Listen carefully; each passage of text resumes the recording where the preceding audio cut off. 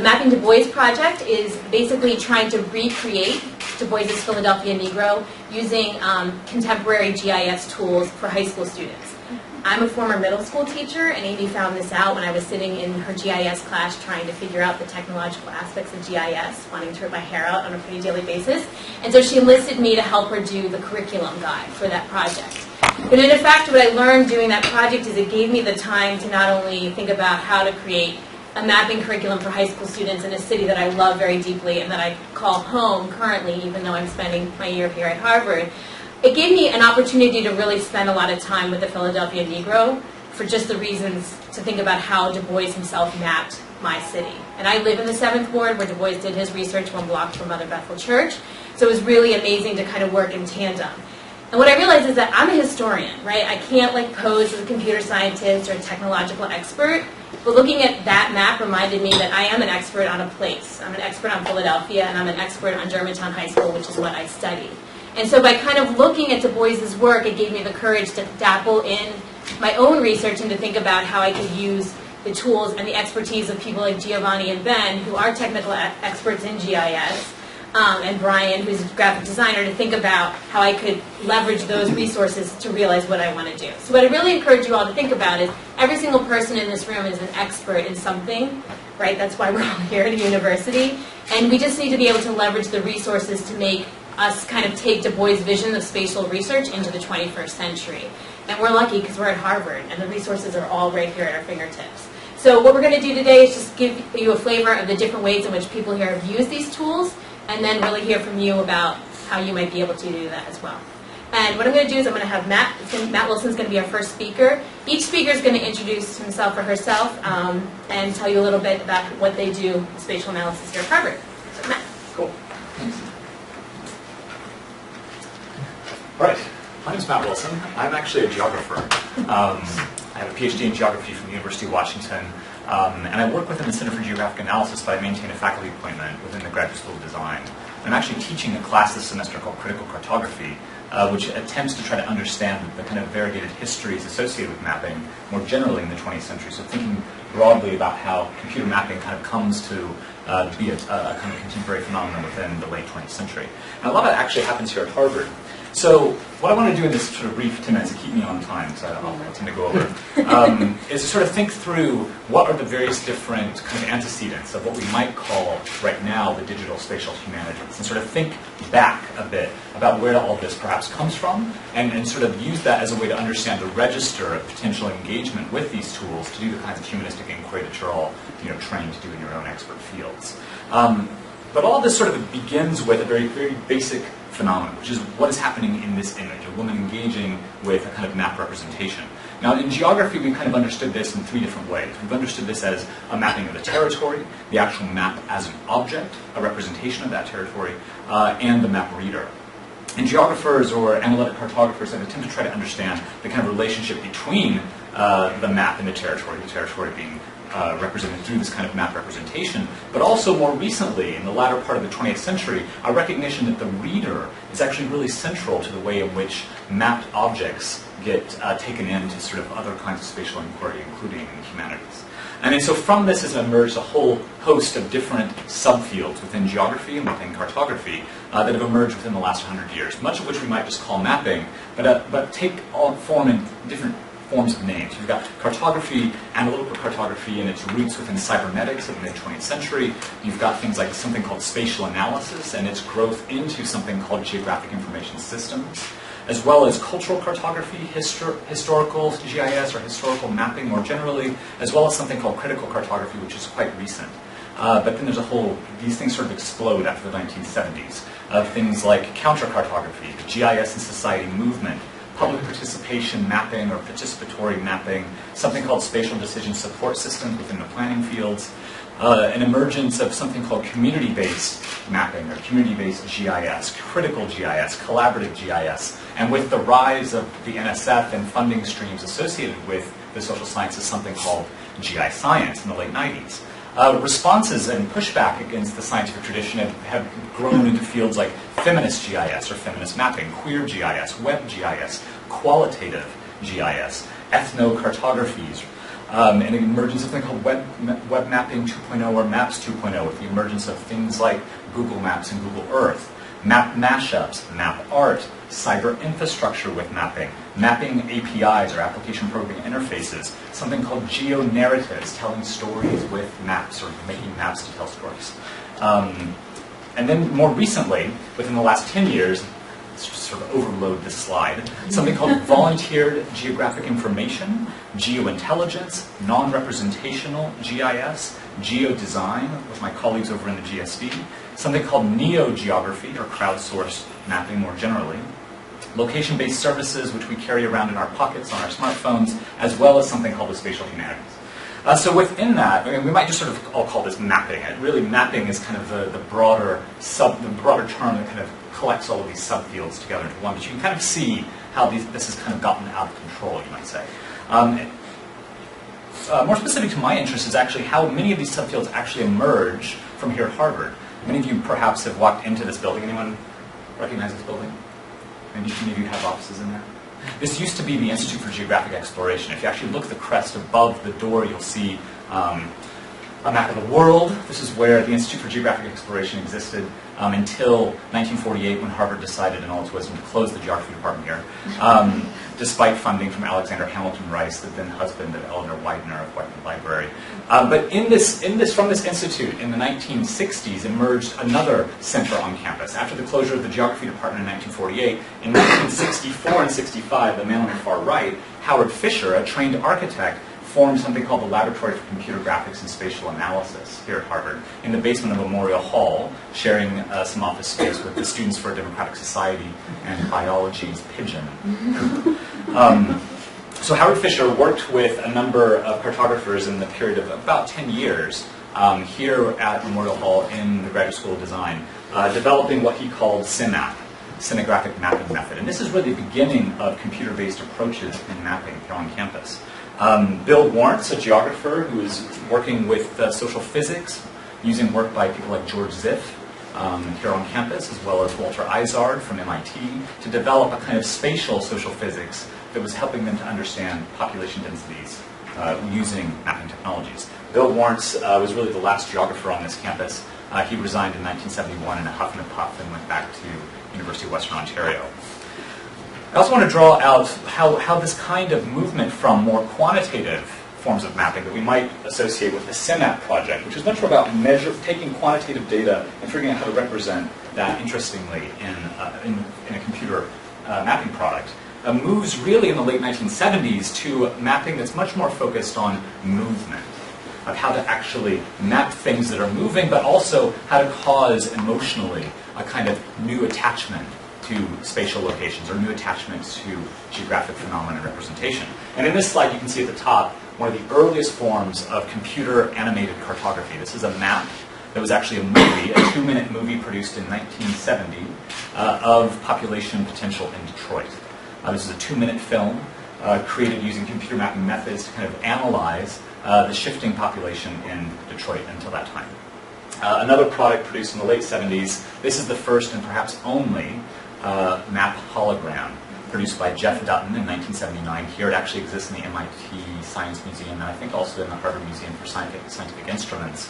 This was actually also a 2-minute movie of population dynamics in the US since the 18th century, and it played out over a course of 2 minutes, and it could be viewed from 3 dimensions. It was a hologram of sorts.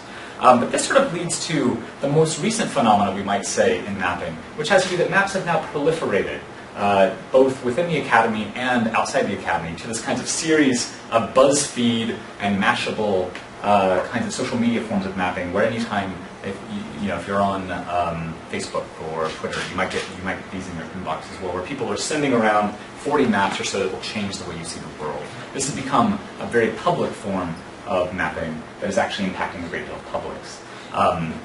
So all this to say that certainly cartography has shifted.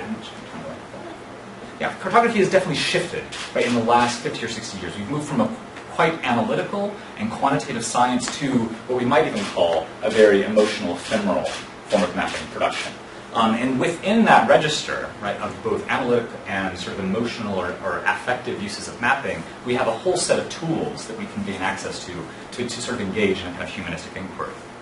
But much of this sort of begins from, so the spatial digital humanities specifically emerges from this particular ethic, that cartography is not really what cartographers tell us it is. It's this kind of mode of suspicion that I think the humanities starts to have tangency with what's happening within spatial analysis or cartography more generally.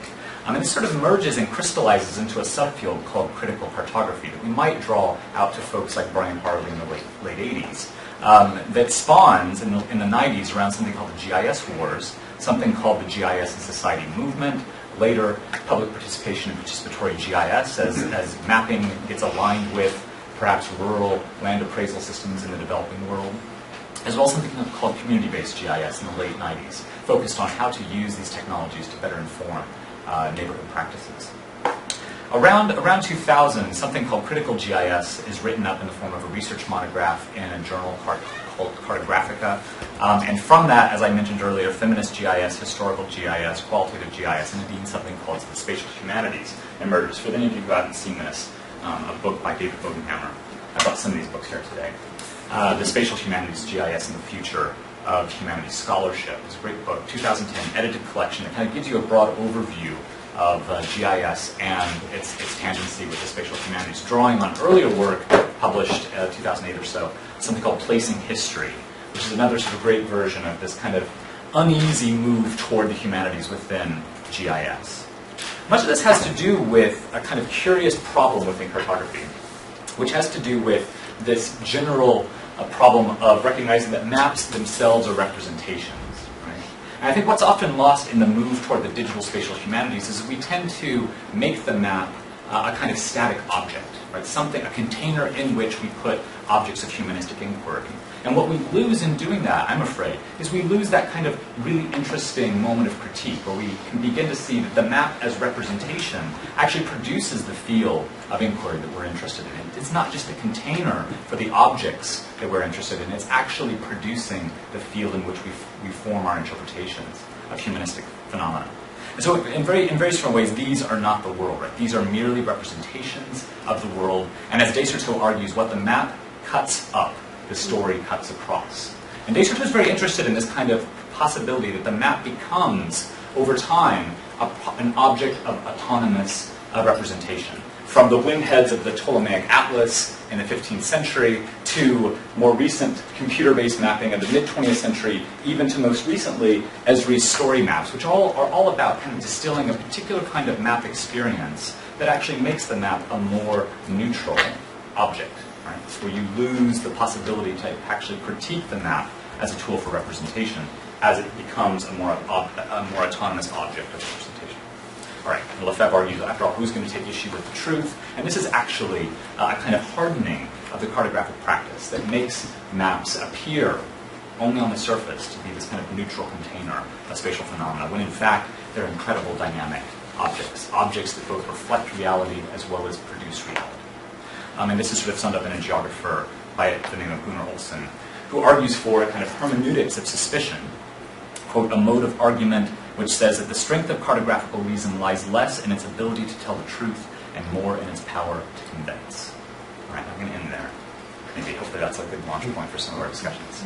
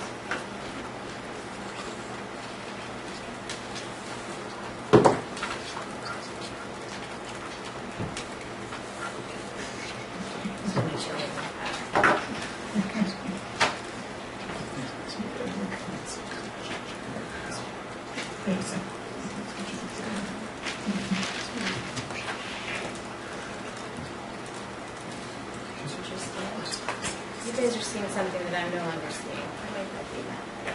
Sorry. I have a blank screen and you guys have something. Thank you. This is why it's good to have technical people.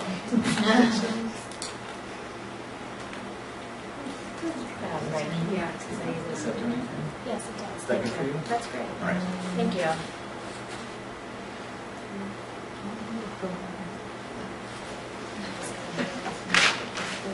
It still looks.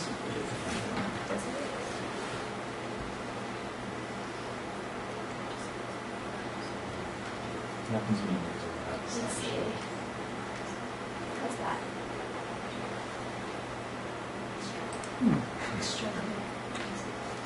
And you're still chopped off. Great.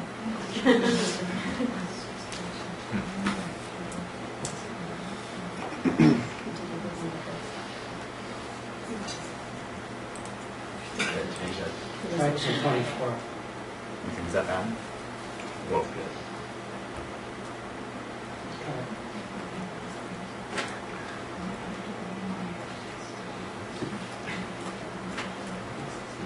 Sounds better.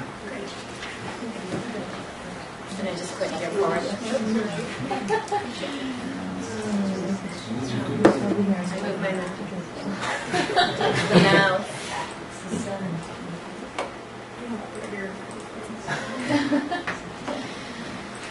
Sorry. This is also called the digital humanities. Right, exactly. Sure, it's gotten off. Try the middle one, I think. Yeah. Oh, okay.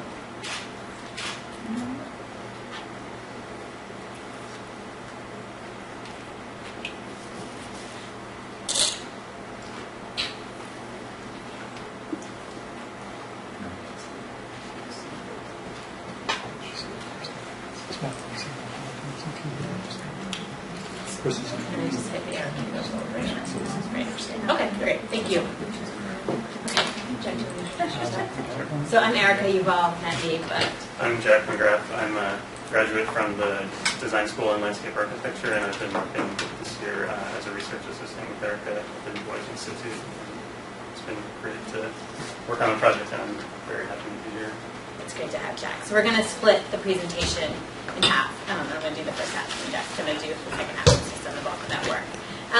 So as I told you in my introduction, I often tell my students that even though historians and most of us who do humanities research usually publish single author works, that much of our work, like that in any other discipline, is completely dependent on relationships. And so in the first part of this talk, what I'm going to tell you about is how I have worked in the digital humanities to create these relationships, and also just how they kind of happen spontaneously.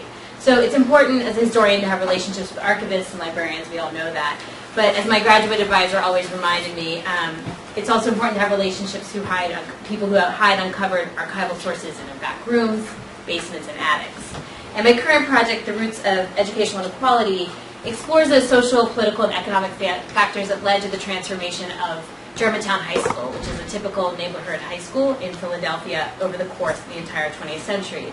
And my work relies on GIS technology to show the spatial distribution of communities' youth by race and ethnicity, and more importantly, how these residential patterns have changed over time. So today, in the short time that we have, Jack and I are going to talk about two maps that we created to show racial segregation in the city of Philadelphia and student residencies in 1920. So as I said, my work relies on relationships. And one day, when I was describing my project to the Germantown High School librarian, she took me into a back room, and she opened the back room in the library and opened two large metal cabinets. The cabinets contain the school yearbooks, which one of them is shown here. This is the June 1940 yearbook. And she asked me if I thought they would be useful to my research. I quickly responded, no, I don't think so. But for some reason, I think out of a courtesy to her, I decided to flip through them to see what kind of information they contained. Right? Yearbooks are usually dismissed by historians as something cultural historians might use, but social science historians like myself might not. But I was amazed at what I saw when I opened them.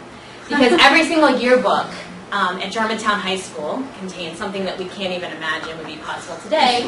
It contains street addresses for every single graduate from the founding of the school in 1917 until about the mid-1960s. And I thought, street addresses, that's something I can use. So what I did is I took the street addresses and the names of all the graduates and I created a spreadsheet on Excel, a basic spreadsheet that would say Finestone, Raleigh, and list her street address. I then took that name and that street address and I looked it up on Ancestry.com, which many of you may be familiar with. It's a resource that's used to do genealogy projects. But I was able to find 86% of my 1920 graduates on Ancestry.com using a lot of really cool tricks that Jack came up with this semester that we can talk about during the Q&A if people are interested or after the workshop ends.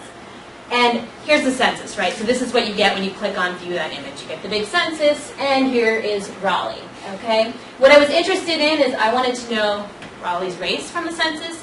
I wanted to know her nativity, which is a conglomerate of like her parents' birthplace and her birthplace. So she has foreign-born parents, which are listed. I'm going to stand up and show you guys in case some of you don't like hang out with the census as much as I do. So here's Russia, New York, New York. That's her her father and mother's birthplace. Here's Raleigh right here. And I know it's Raleigh because there's her address, 3621 North 21st Street, okay? Here's her race, white, and then if you scroll over to the census, her father was a manager. So I'm a social historian, and this is like what we do.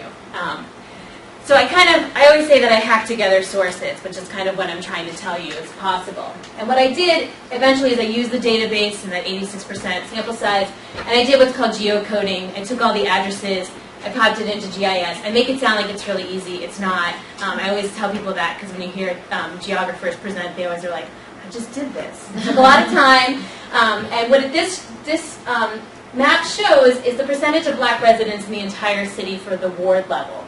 The ward level is the census data that we have publicly. If you flip through the U.S. Census from 1920, I promise you the data are all there. I just couldn't find it this morning. And what I did is basically this black outline is what's called a catchment zone. It's the area that the kids, if they lived in that area, they should have gone to Germantown. What it shows is that there's a lot of kids that lived outside that catchment zone that in fact went to Germantown. But I was a little frustrated about the scale. And the reason why was because Amy Hillier, my GIS professor, introduced me to a group of great people in Philadelphia who run the Philly Geo Network.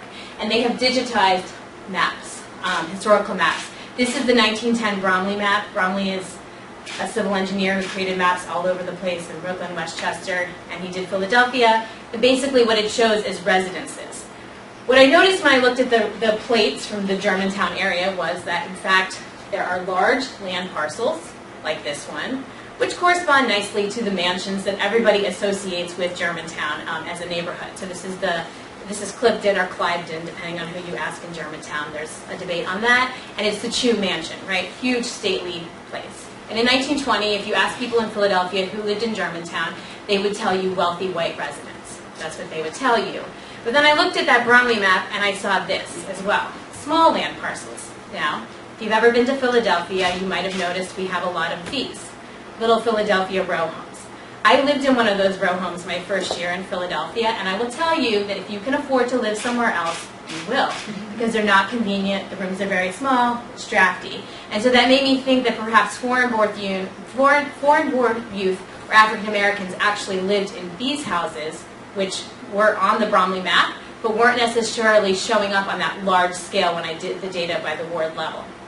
So what I'm going to do now is I'm going to hand it over to Jack, and he's going to explain how we took the scale down a little bit using a lot of technology on GIS and other historical sources. So I'll go through some of the technical aspects that we use to make the spatial data for the districts that were sort of this complement to mapping students. So what we're looking at here is the table of enumeration districts that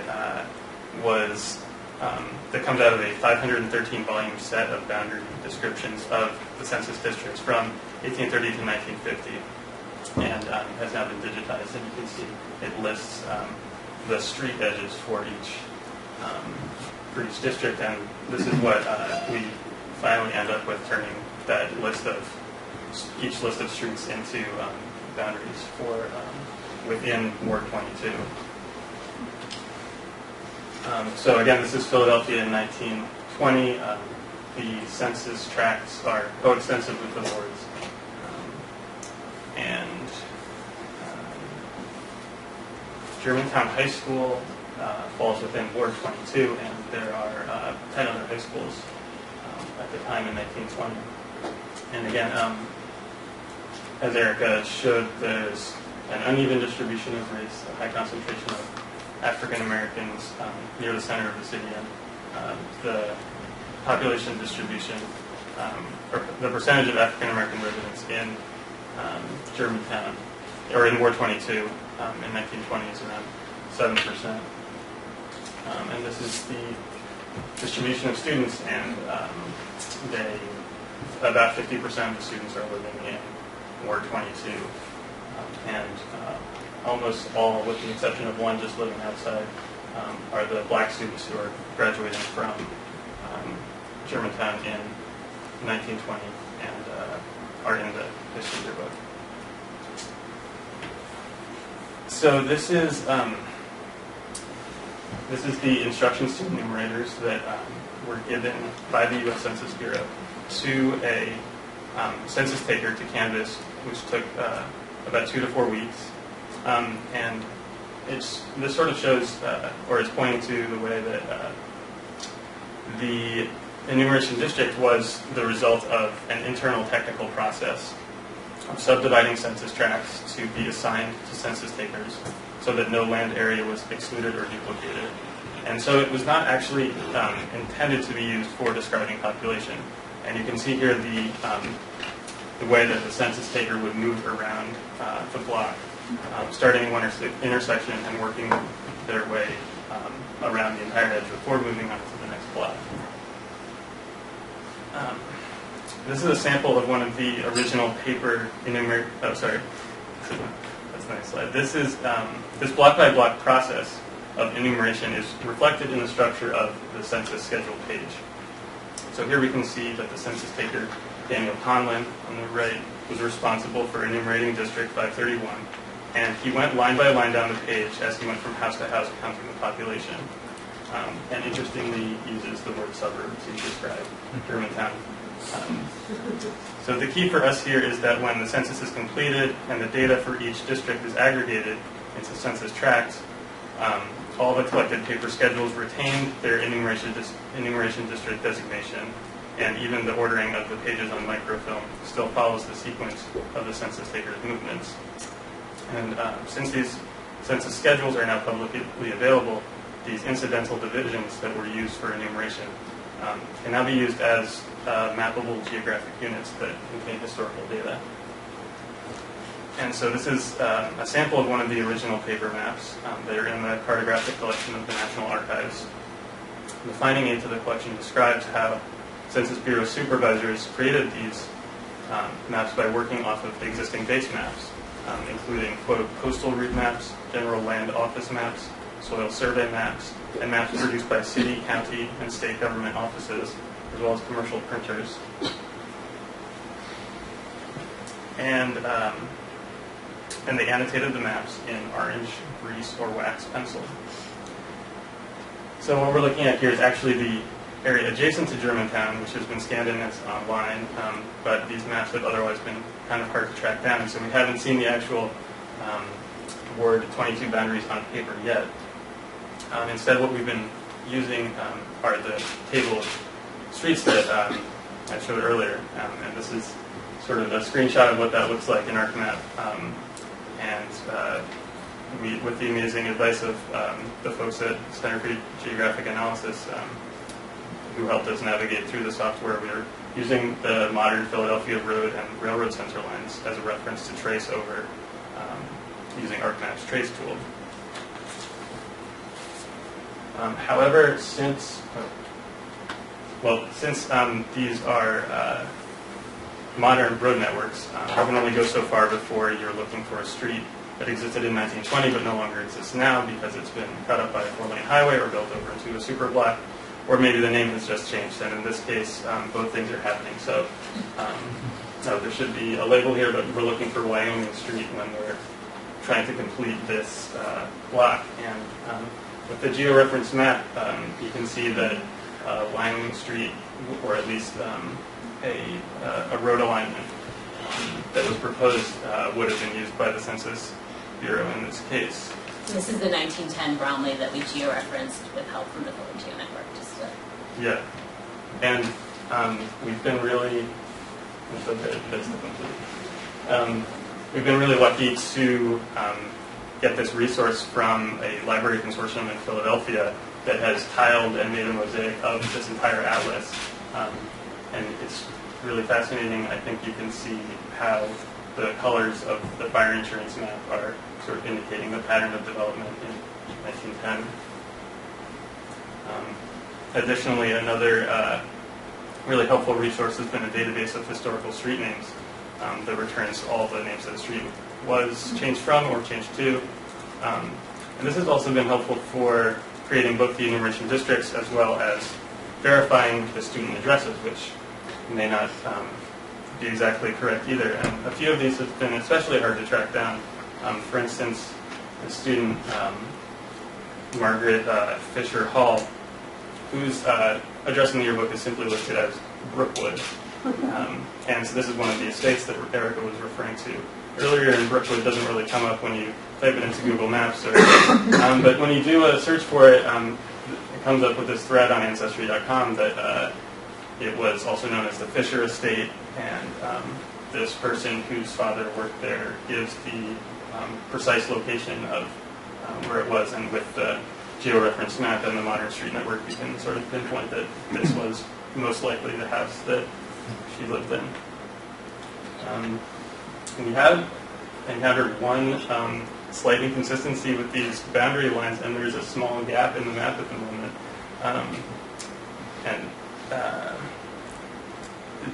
This sort of shows the limitation of what was maybe mistranscribed.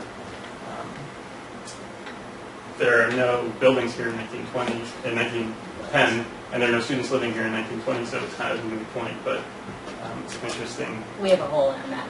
Interesting little hole that we're going to plug up. And so this is the result at the moment. You can see that with the data from the census mapped to these enumeration districts, there's uneven racial distribution in Germantown. And the African American students are concentrated more towards the eastern part of the ward, but they're also scattered between percentages of African American districts ranging from 10 to about 50%, which is about the same range as citywide. And then this is just sort of a rough display of with the georeference map and with the enumeration districts, you can pinpoint that where the students were living, and there's this relationship between what the percentage of the district was. So it's a very useful tool for investigating. And I think from here we are going to see how that changes in 1930, and you can see like the change in scale, how much this microdata sort of contributes to an understanding of what the space of the city was like.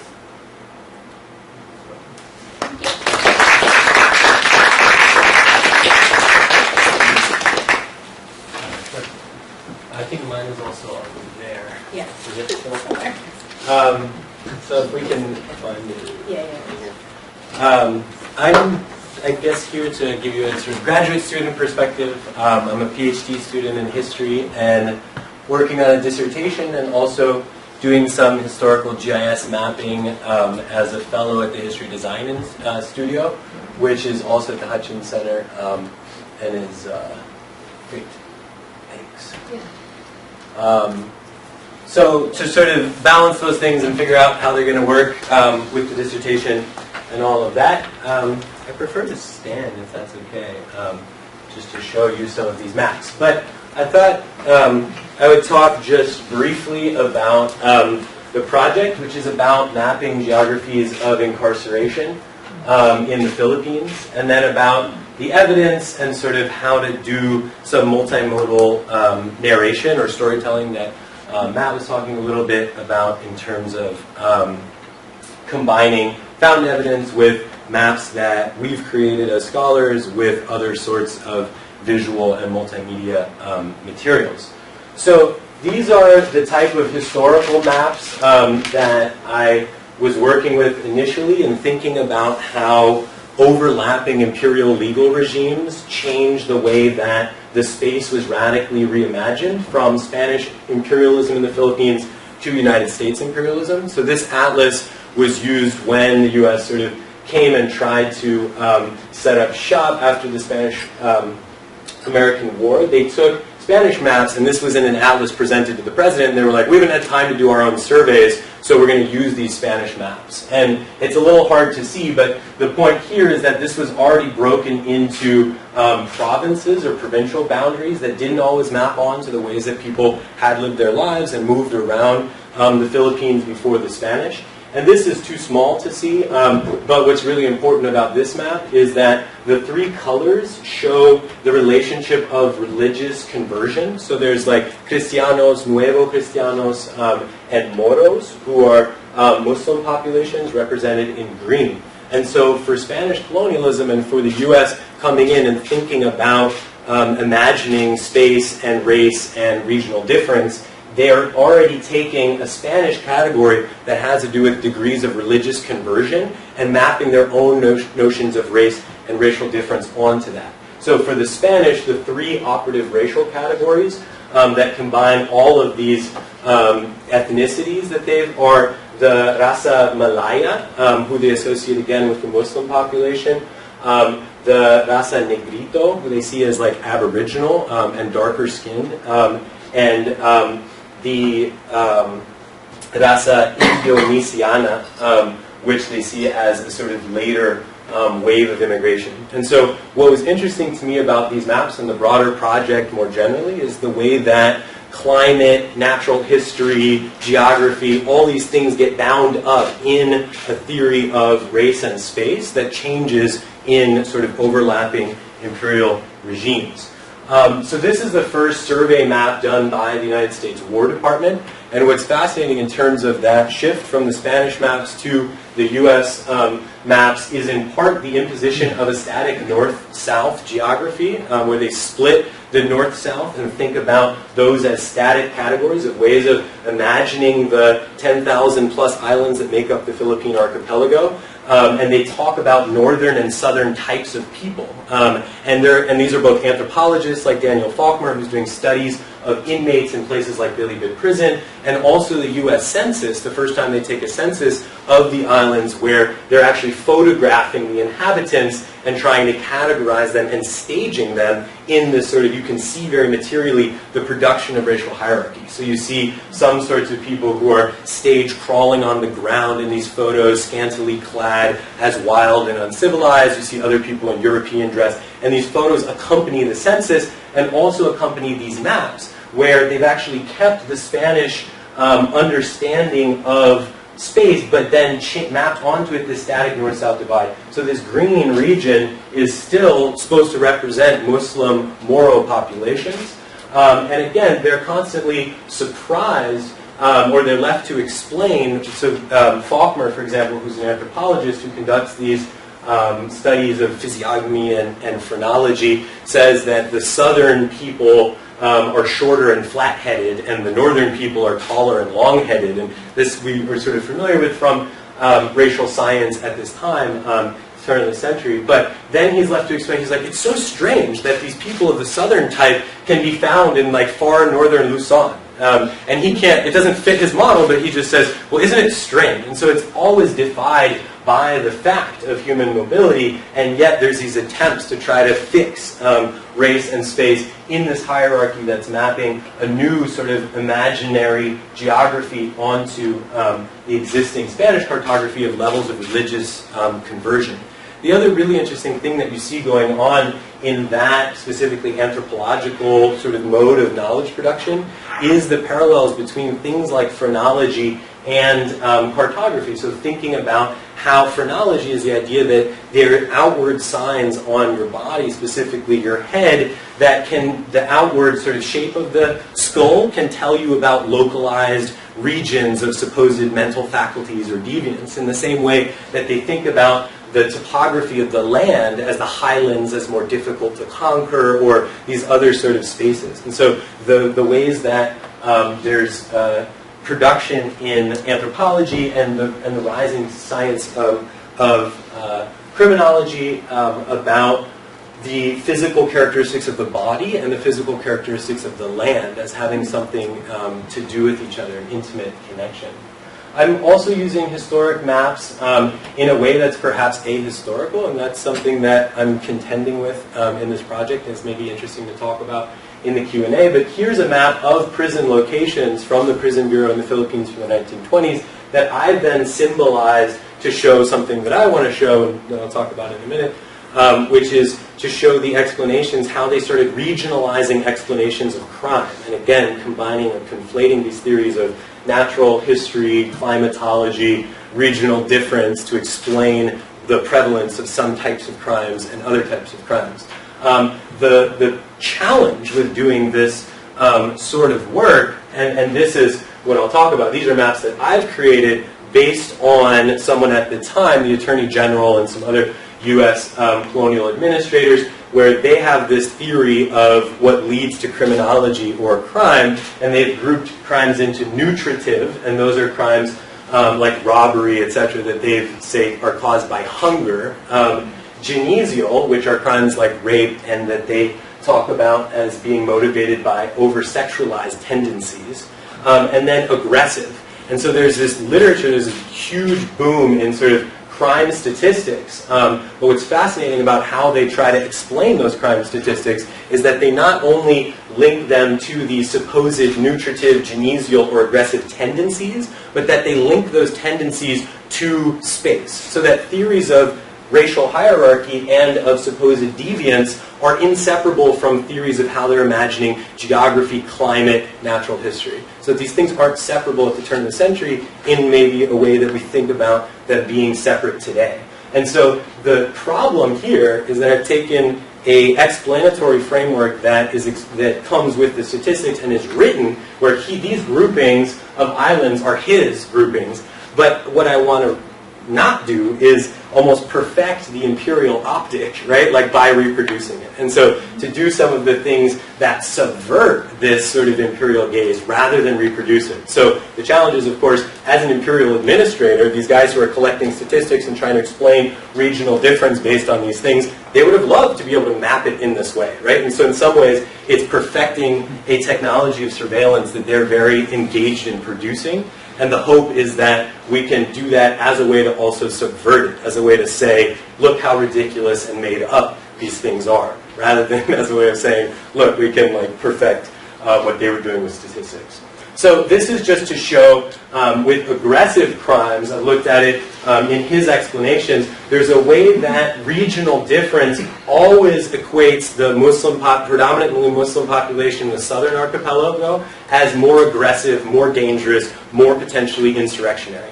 And that has long-lasting consequences, both during Spanish imperialism and then U.S. imperialism, in a similar way that they want to portray the sort of genesial stuff as associated with Manila and the kinds of corruption associated with urbanization, industrialization. And so there's a moral agenda to the way that they think about crime, deviance, and map that onto geography. These are also, so that's one piece of the project. The other piece of the project is thinking about criminal transportation and what it means to be moved around spaces within the Philippines and within American empire more broadly.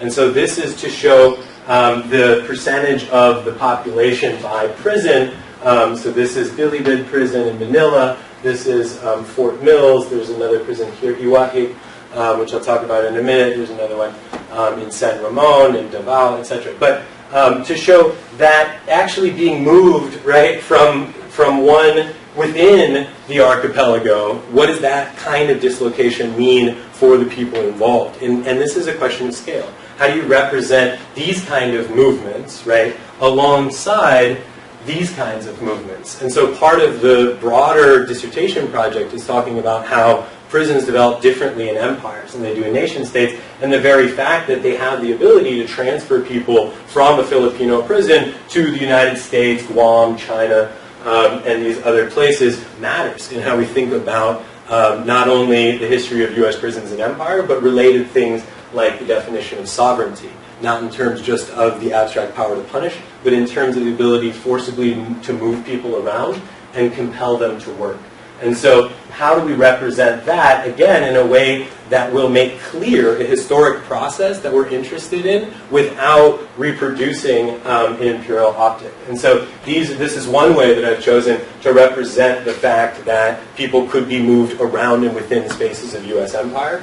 But again, very cognizant of the fact that I don't want to reproduce that.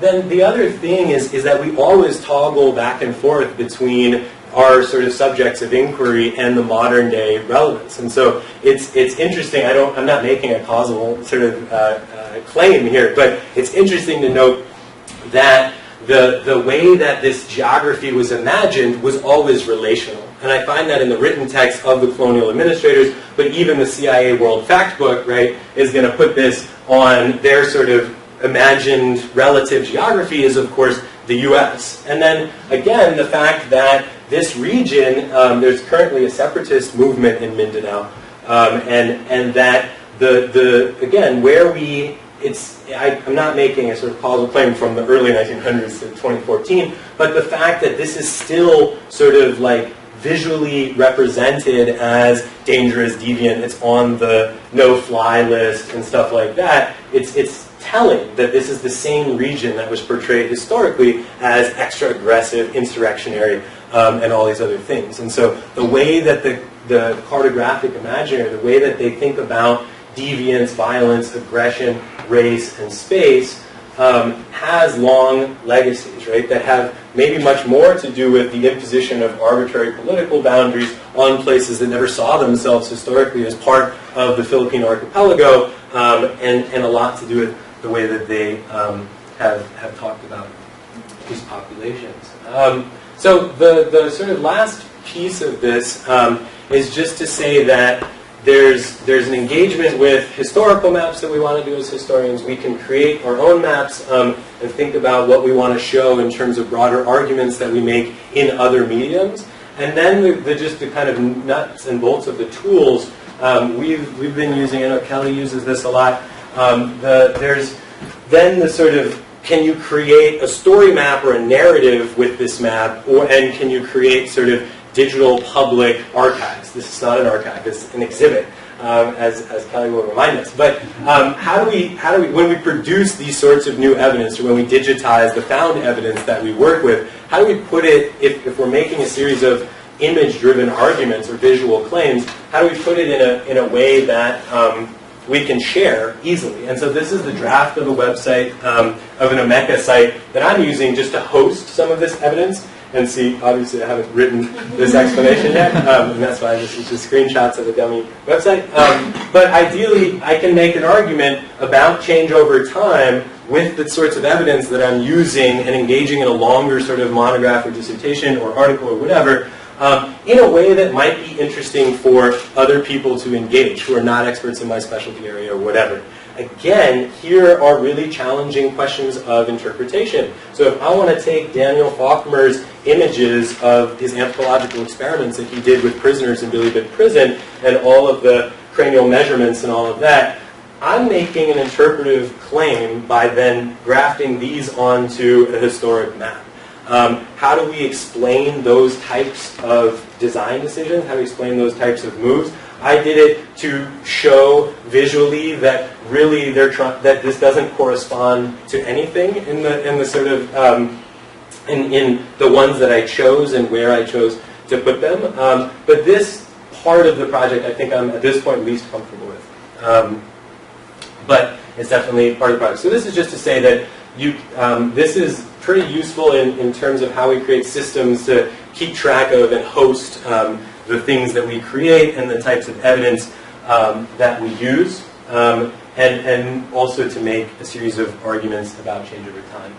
I didn't talk about this last aspect, which is the way that space was reimagined during Japanese imperialism, and the way that some of those same sort of localized regions of supposed deviance, where they were less Christianized populations, then become the same places where Filipino and American POWs and during World War II that guerrilla fighters hide out in those same regions, and there's this sort of inversion of that geography of sort of imperial control and management.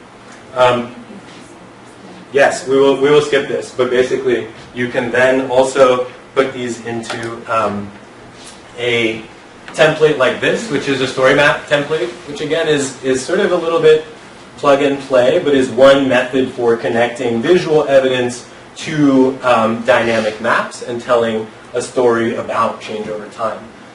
And so I'll just conclude with the fact that the broader aim of the project is to show that when you change the spatial parameters of how you think about something like convict labor in U.S. empire, it also changes the temporal parameters. So the fact, if you now see the history of U.S. prisons as including the Philippines, then in 1920, when you imagine the abolition of convict labor in most U.S. states, the largest prison farm in the world is a U.S.-run prison in the Philippines. And so, again, by expanding the spatial parameters, we've now changed the temporal parameters of how historians think about when something came to an end or whether it was outsourced.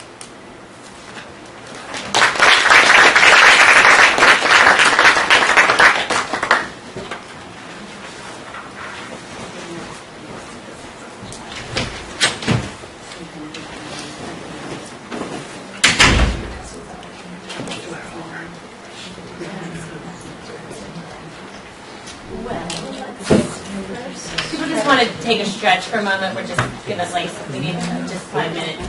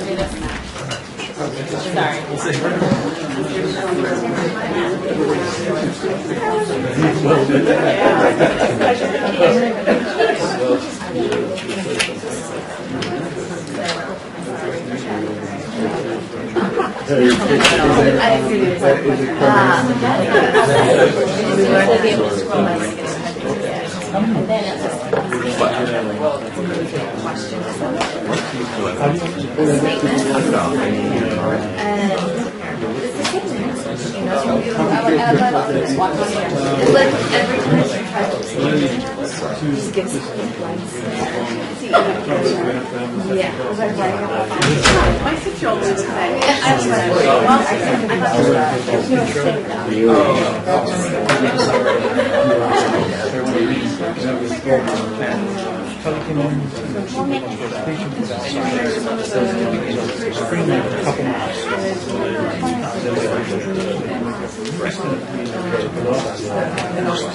They just walk around just to see them for 8 hours of training. And then it was a ton of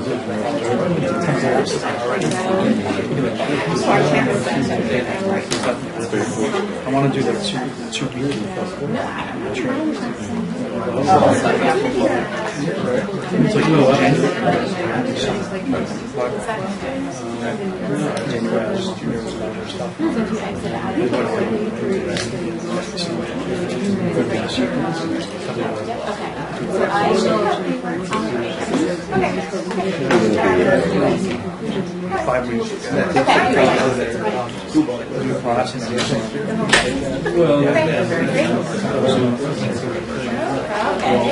Okay. So I am I'm Kelly O'Neill. I'm a historian in the history department. I work on the history of the Russian Empire, and my I guess my relevance to this conversation comes from the fact that I've spent several years now, probably about 5 years now, working on a historical GIS of the Russian Empire, in no small part assisted by the wonderful people at Center for Geographic Analysis, who are responsible for anything good that has come of the project so far, but certainly not any of its weaknesses. So the project, I call it the Imperia Project, and it is a project that is meant to explore the infrastructure of mobility, looking at kind of cultural and economic exchange in the Russian Empire in the 18th and 19th centuries. And that's not at all what I'm going to talk to you about today. In fact, the only kind of linkage between what Ben was just talking about very eloquently, and what I'm about to talk about is that I'm going to show you another way of tapping into the potential of a MECA, the presentation tool that Ben kind of left off with. But I'm not talking about research. I'm not talking about wonderfully sophisticated and developed research projects with extraordinary outcomes and insights that you've just heard about from Erika and Ben. I'm going to talk a little bit about how you could use some of the tools of spatial analysis in the classroom. So this will be, coming at this from a very different angle, at a very different scale. In some ways, it's much more humble. It's much more kind of rough and tumble, and yet I hope you'll see that it can be a lot of fun. The reason why I've gotten involved in this is because if you know anything about Russian history, you know that it's vast. Russia is vast. Everyone tells you it's vast, it's big. But beyond that, what is the relevance of space? What does space really mean in the context of Russian history? How has it shaped daily life and how people understand where they live? So that's what got me interested in, and I've become convinced that one has to understand the relevance and meaning of space in order to understand Russian history. And so I've therefore found it important to try to find ingenious ways to get students interested in maps, what they represent, thinking about maps as primary sources, but also thinking about, kind of embracing the notion that to understand a map, you actually have to know how to make one. And what, all kinds of interesting things that go from there. So I just wanted to show you really briefly, and I'm actually just going to show a couple of things and not get into them just in the interests of time, and there are things we can certainly come back to in Q&A. Show you a couple of different things that one can do with maps, and I use my undergraduates shamelessly as guinea pigs. Shamelessly. It's terrible. But I've done all kinds of mapping projects with them. So this is just a little bit. We can talk more about the other ways that you can subject your undergraduates to different kinds of misery. So a couple of quick things. Ways of thinking about maps.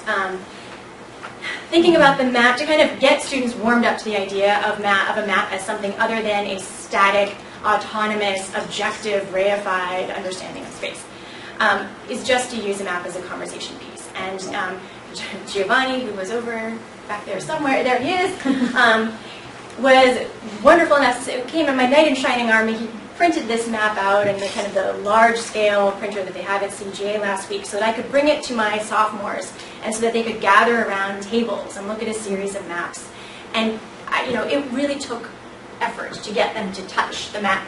To think about the map as something that could be touched, that could be pointed to and talked about, and stand around and see it from different angles. Just start getting students to think about a map as something to talk about, to interrogate in a really active way. It's something that I think we have to. We might take it for granted that students know to do this, but they don't. So you start with map as conversation piece, and then you start thinking about a map as a repository of information, and start telling students that maps contain information that perhaps they can't find elsewhere. They can't find from other sources. Right? So a map is not just a reflection of the same information that they find in an archival document or whatever it is, but that a map contains can contain that, but all kinds of other things too. So these are just a couple of screenshots of a 19th century Russian atlas that I've done a lot of work on, and I'd be happy to talk to you about. But the idea here is that this wonderful historical atlas tells you things that I just can't otherwise tell students. For example, where the road network was in the 1820s, and the rivers, and all kinds of interesting things like that. And if you really want to get them thinking about how people move through space and experience connectedness, you have to know where these things are. So maps represent, they're repositories of information. They can also be depositories of information. And this is where I want to bring annotation in. The idea that it's important to teach students how to annotate a map, to mark up a map, to think about a map as they think about, that you can dog-ear and underline a text. You need to teach students how to do that with maps. And so what I just wanted to show, again, I'm just going to show and I'll explain later if you're at all interested. But one of the things that I've done with students on multiple occasions is I've asked them to read good old-fashioned historical sources. For example, a travel log from the late 18th century describing the southern part of the Russian Empire, and the wonderful letters between Catherine the Great and her lover and viceroy. So they read, and there's all kinds of spatial content here.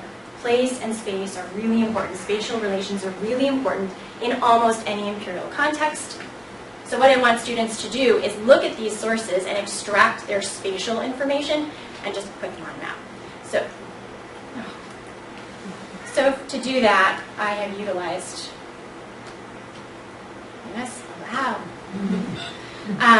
World Map. And World Map, this is kind of low bar, but kind of really effective annotation. Has an annotation capability. So you can have students read, and as they're reading about a place, they go and they mark it, and they don't have to take a whole course to learn how to do it. They can just point and click and create a point and input their information. And so this is actual student annotations. So they put in all kinds of interesting information that they found about that point.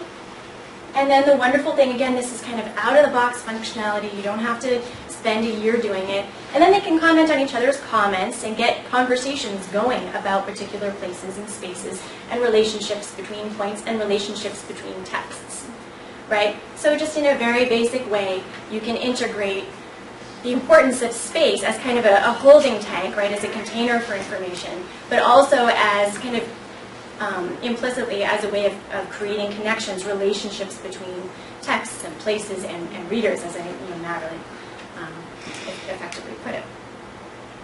And just the other thing I wanted to show you, the last thing, and I'm happy to go into detail, but I'm not going to now, is the Omeka application.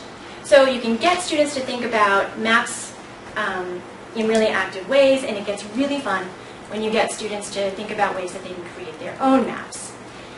Now, mapping can take all kinds of different forms, as Matt told you. The form that I most recently have experimented with my undergraduates is the idea of the deep map. And this is kind of my attempt to kind of get at the problem that Matt was highlighting too, right? To kind of tear apart the idea that the Google Map layer, terrain layer, the hybrid layer, the satellite imagery, that is the authoritative representation of space. And get students to think about all the other kinds of things that they can bring in, not necessarily to map space, but to describe place, to kind of recreate a sense of place. That's kind of the idea. Sorry. That's kind of the idea behind what a deep map is. Yes. So, and just to kind of, these are some colorful descriptions of what a deep map can be. It allows one to dig deep into a place by uncovering its history, arts, ecology, issues, and people, as if it were a container of wisdom with no bottom. And I told students that's what they were going to create, a container of wisdom with no bottom. And they just looked at me with this terror on their face. But this is great. This is my favorite. Geographer Trevor Harris says, the deep map is a spatially and temporally scaled, contingent, semantically rich, open-ended, integrative, multimedia representation that portrays the material, immaterial, and human world, and the meaning of life. Right? So it does everything. And yes, that is supposed to be chocolate. So what does this look like? And I'm just going to show it, hopefully, if I am able to get to it, which maybe I will be. I'm just going to show you what students created. These are a couple of examples of their deep maps, and I have asked them to give me permission to show you. This is actually not really what it looks like because the screen settings are a little funky. But the idea is, here's kind of a Google layer. I think that might actually be OpenStreetMap of Moscow, and they brought in a range of other sources to describe this space and actually create a sense of place. They were looking at the fate of a forest that was being destroyed in order to create a highway linking Moscow and St. Petersburg. So they brought in satellite imagery, and again, this would be a much more effective display if I could navigate it, but that's okay. They bring in all kinds of imagery. They bring in Bono, and of course they got an A for that because he's my hero.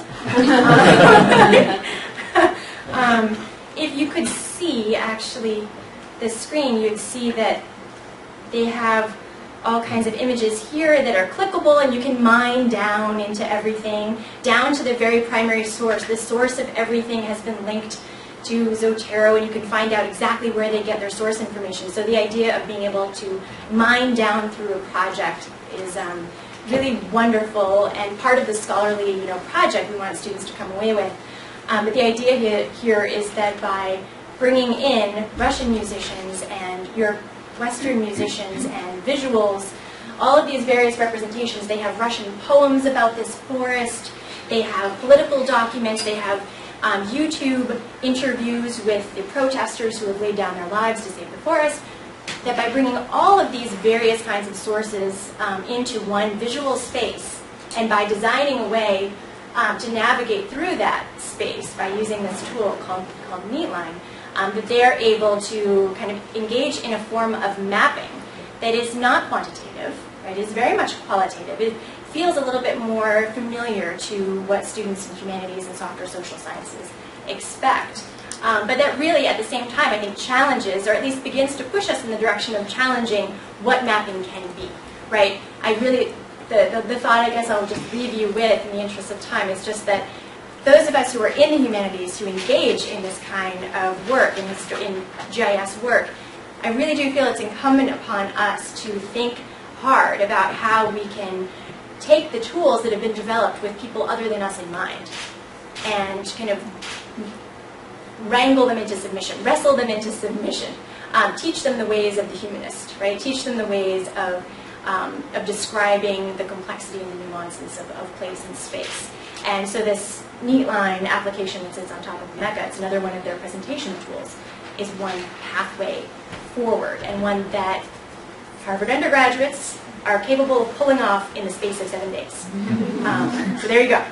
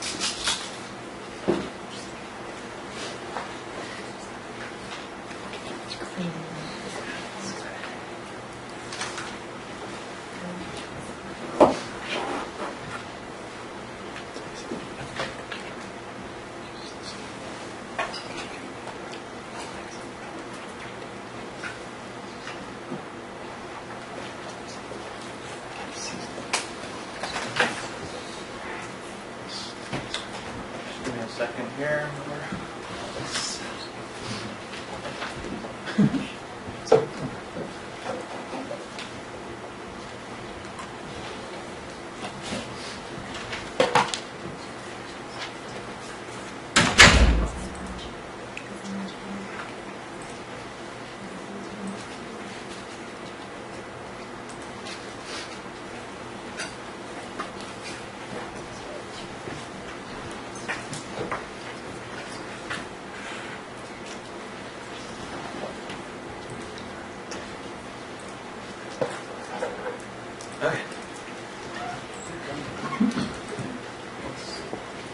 Okay.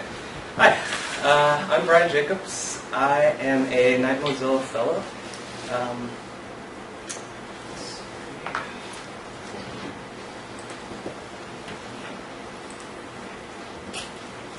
We all know it's not you. I know. Okay, great. So I'm a Knight Mozilla Fellow. I work at ProPublica. It's a news organization in New York. And what a Knight Mozilla Fellow means is that I'm placed there working with the developers, reporters, working on with their interactive applications. And I'm working on my own projects, trying to come up with open source tools to help journalists, and I want to try to help scientists and researchers come up with tools to help them do their work. So I'm coming from a design and development background. So the stuff I'm going to talk about today is less from a research perspective, but maybe from more of an applied perspective. But I think some of the lessons can cross over there.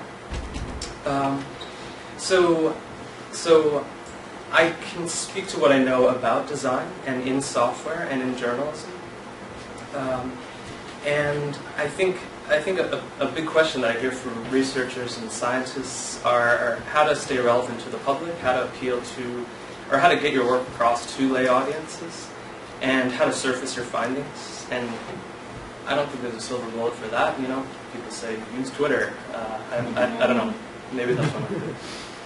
But maybe I can speak to more the visual aspects of it and how to I guess try to make your work more I guess visually relevant and engaging in that respect. So the last few years, news organizations have been kind of using the web as this grand experiment to try to stay relevant to their readership as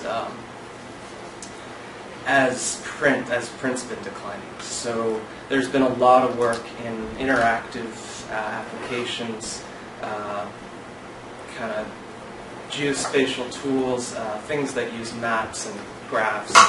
I'm sure if you've been to a newspaper or website in the last few years, you've used one of these things. And so what news orgs are trying to do they're trying to appeal to a lay audience. Research is, a lot of the times, is trying to appeal to peers. But I think there can be success in trying to appeal to a lay audience in some respect, because you can distill complex topics into more I guess engaging formats. So by introducing interactivity, by adding layers of interpretation, you can kind of approach a subject from I don't know, I guess a more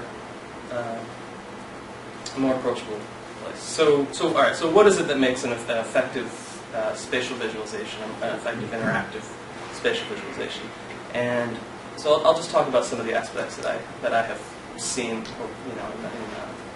and I'm going to do that by going through examples that I didn't create. These are all just things that I found on the web at various, mostly news organizations, but some things from research institutions.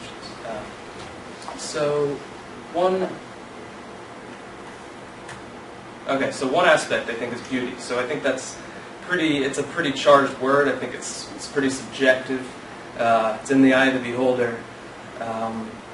But I think people do agree on certain guiding principles when it comes to design, when it comes to cartographic principles, color, white space, scale. I would say if you haven't done much design work in the past, maybe read a Edward Tufte book, maybe take a design class. I would say it's not out of the grasp of anybody to try to apply some more structured principles to cartography and design. So one example of that I think is this, and this is a wind map. It's called wind map.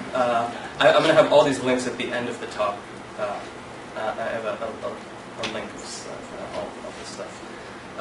Now, I would love to have all of these links in the browser, because just imagine this all animating if you haven't seen this, and it's showing the U.S. and the wind as in right now, just flowing throughout the U.S. And this is a 3D version that somebody else did of the whole globe.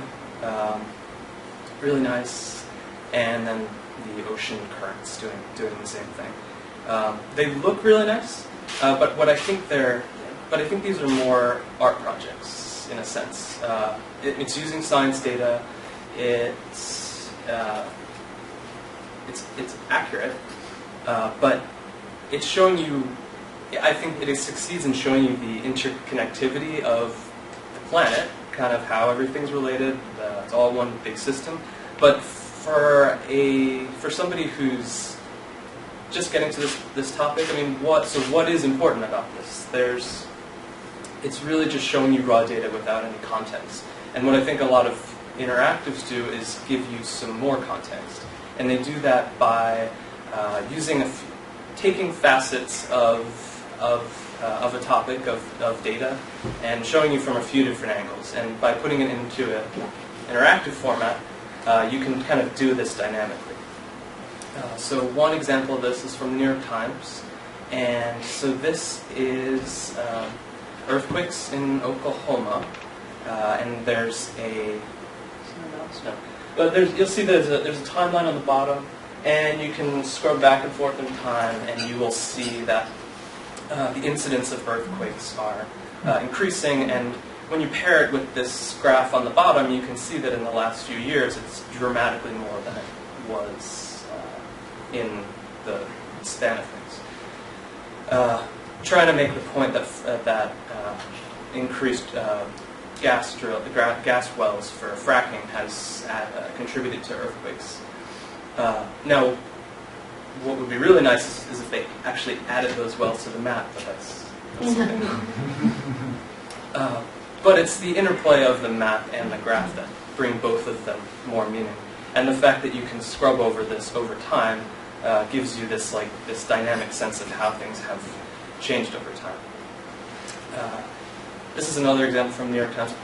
Let me just say that I'm focusing on the New York Times a lot because they got me really excited about this in the first place. It's what even got me into thinking of getting into the journalism world, because they have been leading the way on a lot of this stuff, and they're doing a lot of amazing work. But I tried to switch it up a little bit. Okay, so this is just statistics. You scroll down the page and you see various statistics of border enforcement along the U.S.-Mexico border. And as you hover over each part of the map, so it looks like a static map, but it's not. As you hover over each part of the map, each graph gets highlighted. So it kind of reinforces that the parts of the map are tied to parts of the graph, just to keep giving you more context. And it allows you to see change over time based on place.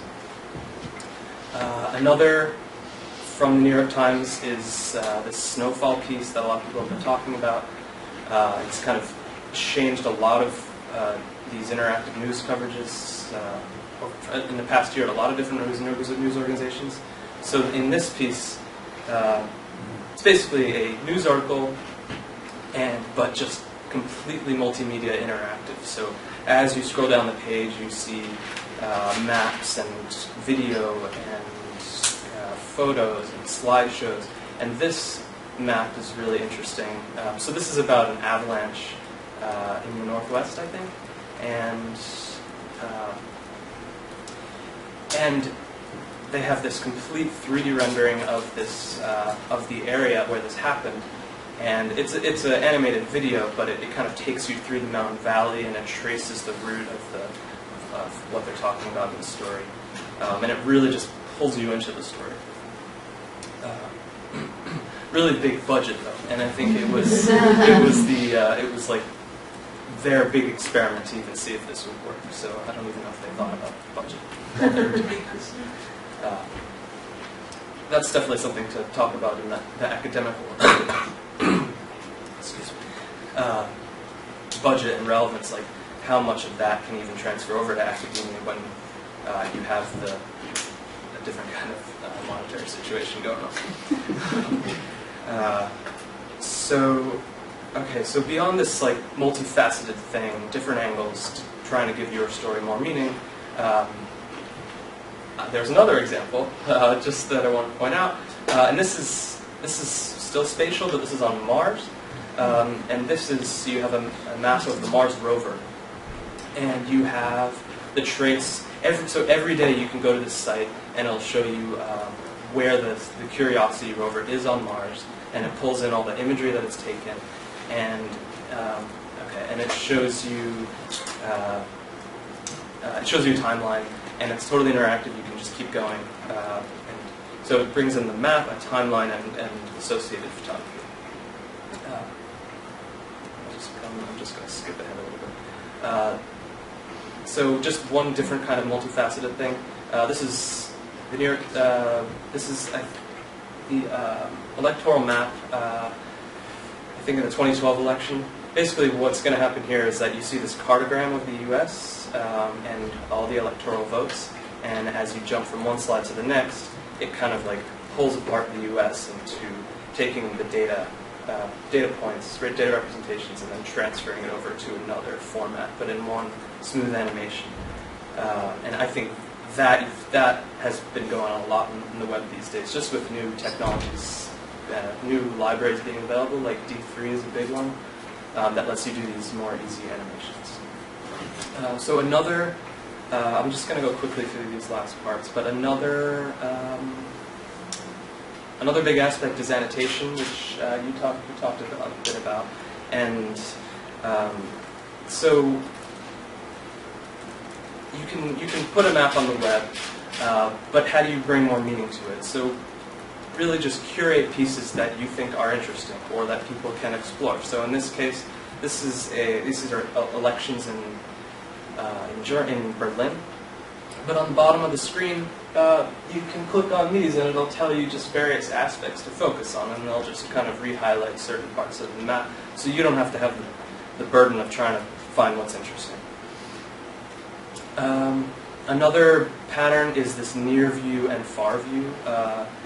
So this is a racial dot map of the United States, and so from this perspective, basically each dot is a person, I think, and each color is a race. So I think blue is white, and green is African American, and I don't remember all the methods. But so from this view, you can kind of see the rough distribution, but these web maps allow you to zoom in. So this is Philadelphia, and I used to live in South Philly, and this is Broad Street right here. So if you can see this, yeah. Oh, yeah. So this is Broad, and it's like such a clear racial divide going down Broad Street. But there's no way you can see that from this very wide perspective. So these, web maps give you this more multi-dimensional way to explore something. And what this racial map doesn't have is a search, which would be really nice to type in your zip code. And then to zoom down to your city, which this fire forecast does, although not as interesting information. It's more of just, hey, what's going on? Am I gonna? There's going to be a farce. Could be important.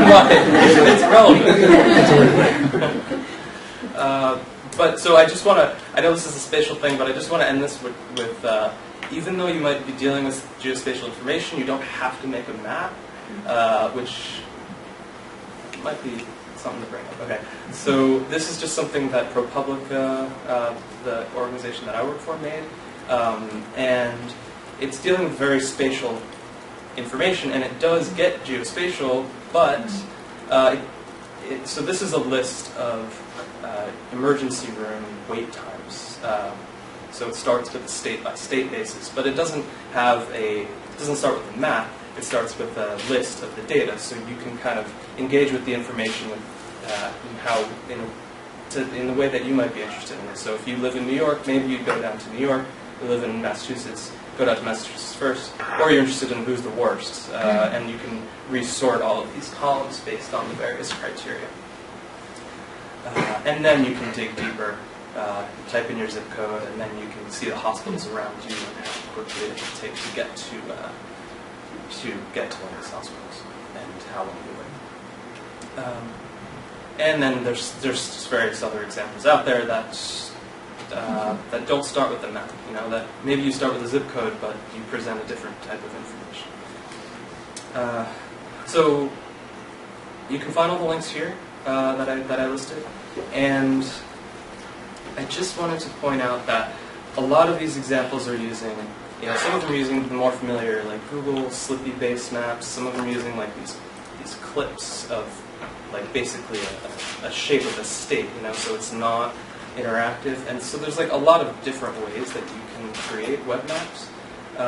But the bottom line is that all of these are custom designed interactive visualizations and web applications. And I think what you started to point out about the Esri, what was it, the story map, and is that you can get to a result really fast with StoryMap and CartoDB. There's like a lot of really nice tools that do exist out there, but it's these custom design things that are it's all these little design decisions that kind of and all of the little placements of the control that you have over what you're creating kind of can also bring more meaning into what you are trying to express. So that's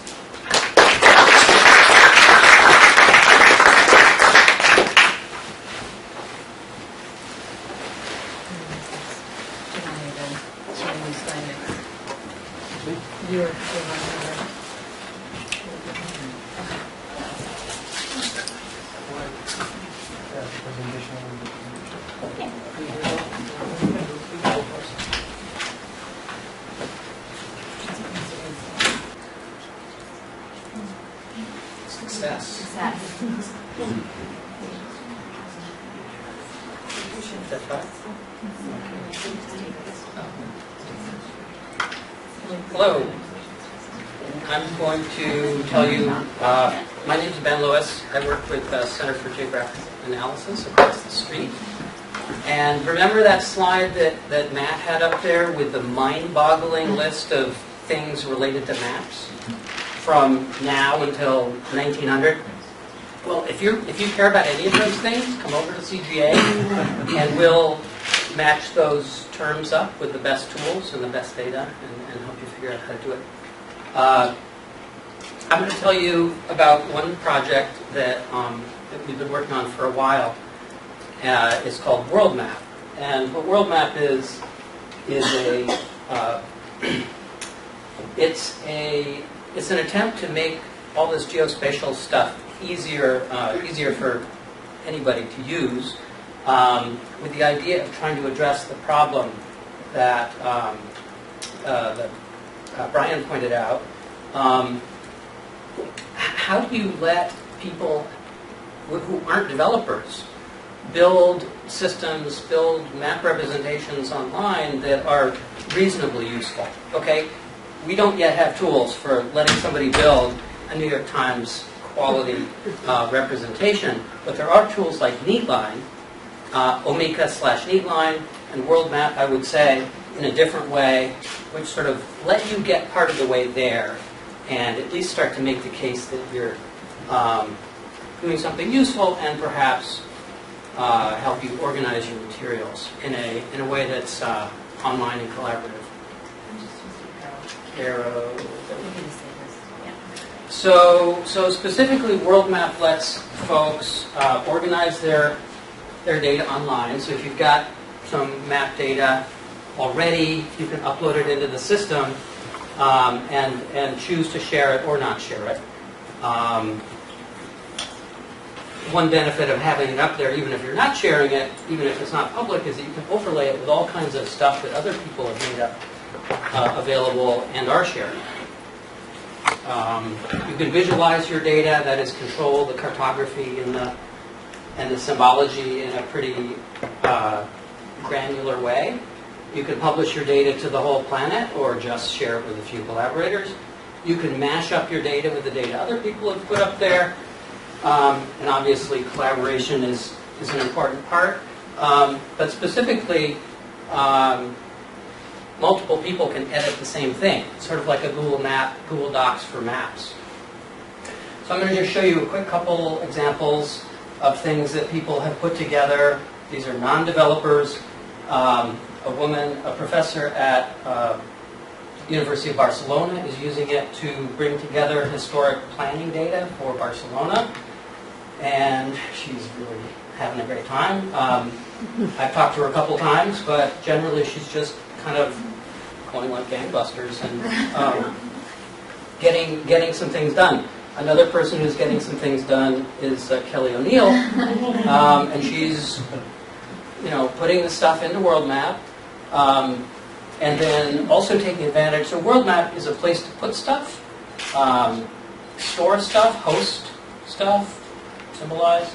But it's not always. But in terms of storytelling, it's I think far behind, and in fact isn't even going to attempt to compete with platforms like Neatline, Omeka.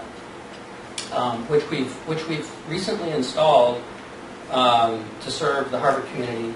We installed it, set up an instance in late December, and there are already 70 registered users of this system. And one of the really cool things is the data that you bring into WorldMap, you can serve straight into your Neatline instances. So all of the goodness of being able to manage big data sets or big scanned maps and so on in WorldMap, you can sort of take advantage of in Neatline. You can set your Kelly could set this 2 gigabyte scan georeference map that she has in WorldMap. She could pull that right into her Neatline instance, things like that. So I can tell you more about things like that if that's of interest. The Reischauer folks in this building have started right after the earthquake in Japan, organizing all kinds of data on Japan. So this is sort of in support of an archive, and there's a separate archiving system, but this is a spatial sort of window onto that archive.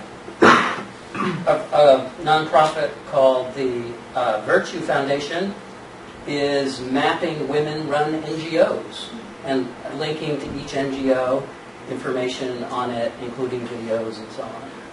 So, see, we do a little storytelling sort of stuff. Suzanne Blier has been working on Africa Map. This actually goes back to the beginnings of the World Map system, and incredible support we've received from Du Bois, now Hutchins, who all of you are familiar with, and Professor Gates. China Map, tons of great stuff on China being brought together by lots of people, including Peter Bolden and Lex Berman. Here's a group called the Boston Area Research Initiative, which is basically using WorldMap to be the map viewer for this archive they're building to encourage data sharing between researchers at the Kennedy School and broader Harvard community and the city of Boston. Key features. So as I mentioned, you can control access to anything you put in the system. You make it public or share it only with a few people. You can upload data. You can digitize your own stuff online with whatever base maps you want to have available. We make sort of all the base maps that we know about that people want available, and we will add more as they're requested. I think I've got a list on one of these slides here. Online georeferencing. So any map that's in the Harvard Map Library or any library that's scanned, you have a scan of, you can upload and stretch to fit the planet and be as accurate about it as you want. This is a little example of an old map of Mecca that we did a very simple georeferencing on. But and anything you do in here, you can bring into WorldMap. Cartographic control, so this is just a little shot of the interface for defining symbology in the system. Actually, this shot, I need to update this because we've now added a tool that lets you automatically create these color range maps. You pick the field like income and choose the color range, and it'll actually just generate it for you now. Quite a lot of power in terms of symbolization. Choice of base maps. Yeah, I love this one. So this is new. This is from Stamen. You're probably familiar with Stamen. Stamen Design, an amazing design company based in San Francisco. They've actually done a watercolor map of the world at incredible detail. So you can zoom all the way into blocks in Boston. Now, I'm guessing they don't do that everywhere on the planet, but they do it in Boston. And anyway, I just love this stuff. And so you can switch between all these base maps, but you can also add your own base maps and use anything. Anything that you go through the work of putting into WorldMap, you can easily get out of WorldMap, either downloading the stuff or pumping it into your system of choice because that system does whatever you need to do better. And WorldMap does. For example, Time. Actually, I'll show you a little example of that later. There's a great time bar in Google Earth. We don't have a time visualization piece, but if this were mountainous, well, it is. If you cared about the relationship between income and elevation in the state, you could zoom in here and you could see your data draped over elevation. You could also take advantage. You could also, of course, once it's in here, you can then combine it with anything you've got in Google Earth. And you can bring as many layers from world maps straight into Google Earth. Linking and embedding is a kind of a neat feature. So anything you've composed in world map, you can just create a live link to it, a permanent live link to any view of it. So let's say you've got 50 layers you're kind of storing as your big meta archive, and there are 2 that you're really interested in, and you overlay them and they say something important. You zoom in on that. You could then just click on the link and you get two possible things. You get one, which is a URL, which you could just takes you right to that view. It saves the state of the map. Or this version of the URL, which lets you embed what you've just discovered in a blog or in any web page, basically. And it's interactive, so you have access to all the layers within here. So it's like a little mini world map within any other map. What are we doing for time? Annotation. So here's the annotation tool that Kelly was talking about. So anybody, what this means is anybody can mark up anybody's map. That's the way it's currently set up. And I haven't heard any complaints about that. Nobody's saying, hey, you gotta limit this because somebody's putting graffiti on my map. Which, that's always the first thing, that's always something you worry about, but it's amazing how that never happens. It's like, when we started allowing anybody in the world can upload data to world map, right? So think about that. Wouldn't you think we'd run out of disk space? I mean, wouldn't you think we'd have vandals? So this has been running for 3 years. We have had no, of course we do have hackers and we're always fending them off, but we're not having people throw junk up there. Other than Harvard undergrads. I mean, and unintentionally.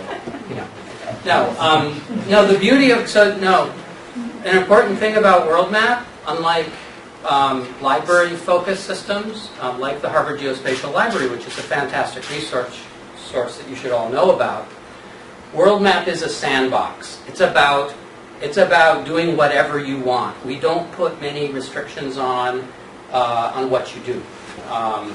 You upload the data and you can describe it any way you want. But because of that, because the metadata side is fairly unenforced, we are very interested in crowdsourced curation mechanisms and techniques, opportunities. So one example of that is something we've just developed called certification. So anybody can certify anything.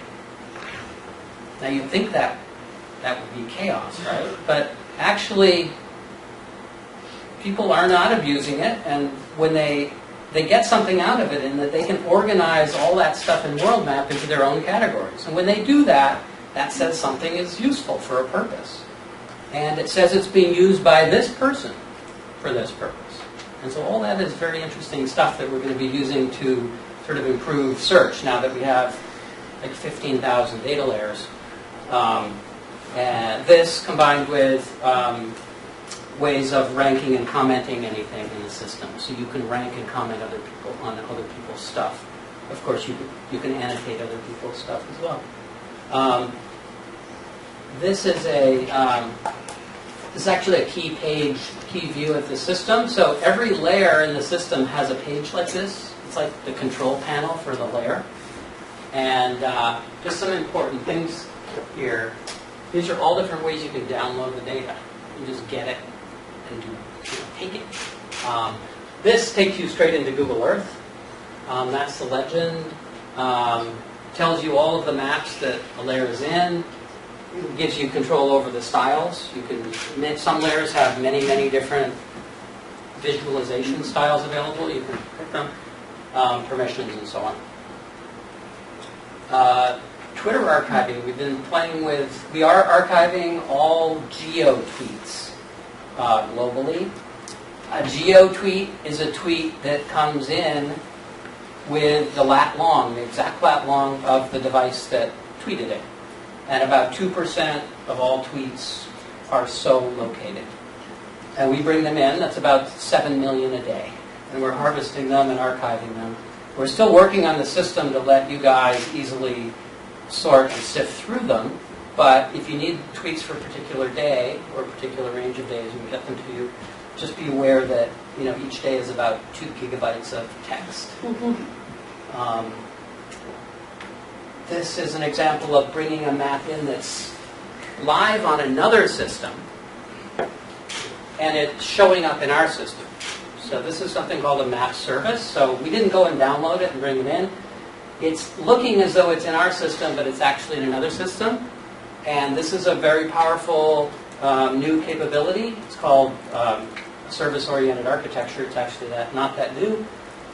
We're currently working on a project to bring all maps on the planet that are service-enabled together and make them available in World Map and outside of World Map.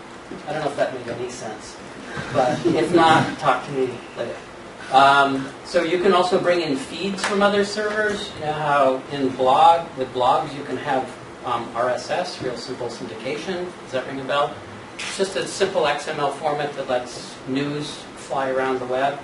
So you can do the same with map points. Google Street View, you can drill down through your map and sort of see what any place looks like, as long as Street View has mapping for it. So that's sort of a quick overview of World Map. So these are a couple things that are under development. We're working on making World Map a platform that course creators in Harvard X can use to do any of the mapping things they want to do. This NEH project is the one I was mentioning about bringing all map services together, making them searchable and discoverable, usable. And Neatline we've just set up, and lots of people using it. It's going to be interesting to see where this goes. I think it's definitely going to go somewhere. This is just a quick shot of what's in the system now. And this is a little visualization I did of... so this is an example. This is also a new thing. We're working on... So we have all this slave... This is the transatlantic slave trade database. We've got all of it in World Map. And it's all time-enabled. Oh, that was clever. Can I not play this? There we go. Okay, so you could bring this straight into Google Earth, because we don't have a time bar, and then basically take advantage of the time bar to slice and dice your data, not just by date, but by place. And so these are Africa to the New World. This is, Europe to Africa, obviously. And then you find, this is finding something and actually getting to the original record for it. These kinds of things are possible when you let systems talk to each other. And that's it. That's all I have to say.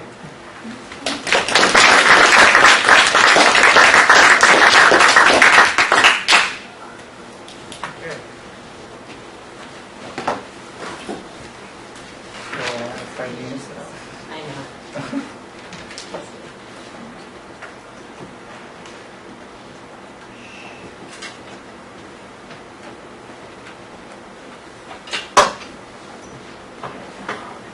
Okay, so my name is Giovanni Zambotti, and I'm a GIS specialist at the Center for Geographical Analysis. I work with Ben. And so what I would like to talk about in this presentation is a tool that we use quite often for our project, especially when the project is about web mapping. And I think it's very interesting because so the presentation is a fusion table turned your spreadsheet into a map. So this is interesting because all of you probably knows very well what is a spreadsheet and use a spreadsheet for sure, not the mapping, but definitely a spreadsheet. Then this tool is free, so you don't need to pay for use it. It's about collaborate with other people in your group, in your organization. And also is a Google product. So I think everybody here has a Gmail account. So it's very easy to use. So you are there.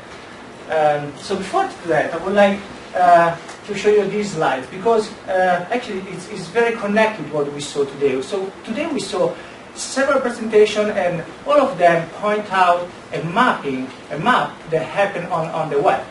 And this is what we live. So today we are facing this exciting time where we have several products that we can use. Most of them are free and allow you to create your web map without. And what is in common of all those platforms is the fact that you don't need to be a developer to create your web map, and they're very interesting. So some of them are also try to leverage all the spatial analytical component, especially Hasri is there, and also Carceral is another interesting project. Google has its own. So basically there is a big variety, and you can really take it and explore it. And then, of course, we have, as Ben mentioned, our product world map, but I will focus on Fusion Table again. So what is Fusion Table? Fusion Table is a project that started in 2009 at Google, and it's about creating a spreadsheet online like this one. So a common spreadsheet that you use several times. And then with just a click, turn this data, this spreadsheet, into a map very easily. So you don't need to do a map. You don't need to be a map expert to do that. So you need just to create your spreadsheet. And what is very nice about these things that it's not static, it's live. So every time that you change any attributes here, this change is reflected on the map on the fly. So you don't need to reload your data, just change them. And so as I said before, this project is about collaborate, organize, and source the data. So basically, Google Spreadsheet allow you to store the data in Google Drive, and you probably use already Google Drive to store your presentation and your data. And so in Google Drive, you can create right away a Fusion table.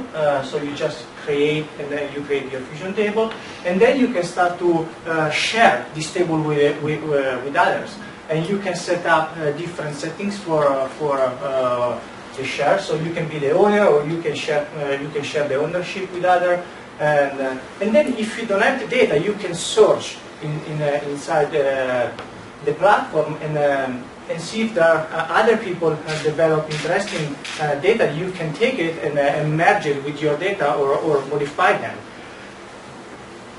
So if you have, so how you start? Well, very easy. You go in Google Drive, and if you have your data, you can upload them. Just a click, you upload the data. Data generally is set in the XLS format, CGIS format, or text format. And if you have geographic data, generally in shapefile format, this is standard in the mapping world, you can upload it using this shape Fusion table product. So you can just take the shapefile and load it, and the shapefile become Fusion table. So then when you have your Fusion table, what happens? Well, you start to visualize your data, and you can visualize them in many aspects. So if you have a point, use the table display point, you can convert it into a point or line, or if you have a table that contain boundary information, you can display the boundary, like here in the country in Africa, or you can turn your data into a heat map, a density map. So it gives you different flavors. And then has the platform has other capability like geocoding, so that means convert your data into location. So sometimes happen that your data are not don't contain latitude and longitude, but contain only street address or zip code. So the platform allows you to translate those information into a location and then be able to map it. Then another interesting piece, I think, of this product is the fact that contain a spatial analytical capability. That means that your data are queryable not only for their attributes, but also for their location. So for instance, you can say, okay, you can retrieve all the data that are within a given buffer or within a given point or a given polygon or a bounding box. So it's spatially queryable. And this is very interesting for your mapping project. So something that we did at CGIS was develop this fusion table for the Harvard University Committee of Africa Studies, where we developed this web map that show students and faculty projects in Africa. And so they create their own map, and then we use some capability of the platform to show where the students went and their project. And so this is very easy to do with a fusion table. And again, this is a live database and a live map. As soon as they have new data, they can upload the data and the map will reflect those changes. So it's not static. I think this point it's very important of fusion table. And then another project that we did was about mapping the emergency departments in the United States, and those are all U.S. emergency department. And once again, they have new data. They can upload the data. If something happened, they can remove the data, and this is all reflecting in the map. So we are the Center for Geographic Analysis. This is our website, gis.harvard.edu. If you want to visit the website, and if you want to contact us, is gis.harvard.edu.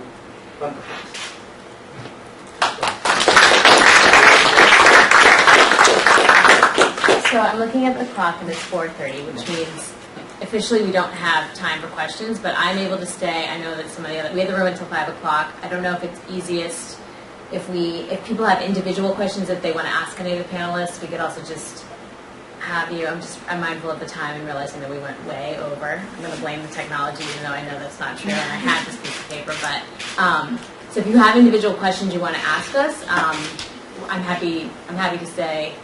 And I think other panelists, I know some people probably have things they need to do, or we can exchange email addresses, and you can contact any of us, or go visit Ben and Giovanni about particular projects. But I just want to thank everybody for coming. But if you have individual questions or you want to ask anything, I'm happy to stay till 5. And I don't know what other people need, but I just want to.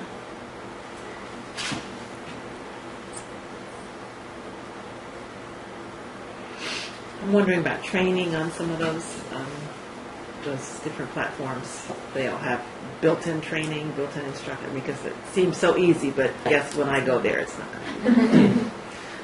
I'm going to give that to CGA because I mean like World Map, for instance. Is there training? Yeah. There's world map training, and there's training in about 8 other classes for areas of GIS, but you don't have to have any previous experience to come in and learn about Come in and learn, or just learn online. Yeah.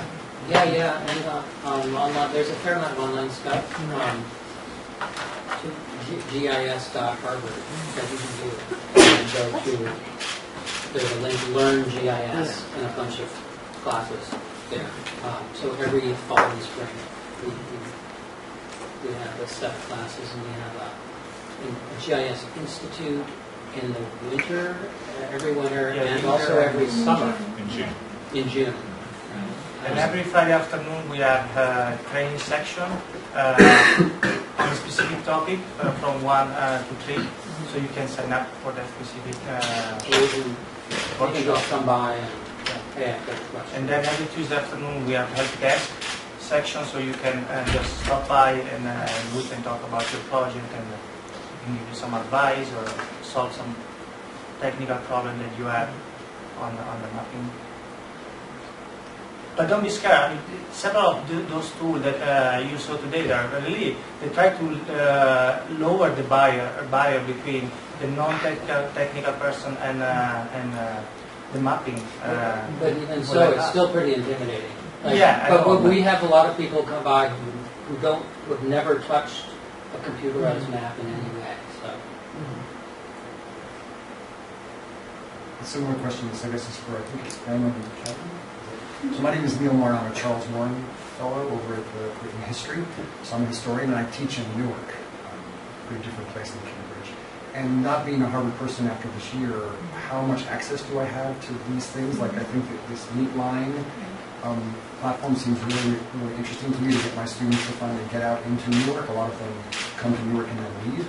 But to get them out and base an urban history class on Newark where they could go out and identify different places and then have them reporting those places or writing history about those places online and creating a whole interactive map.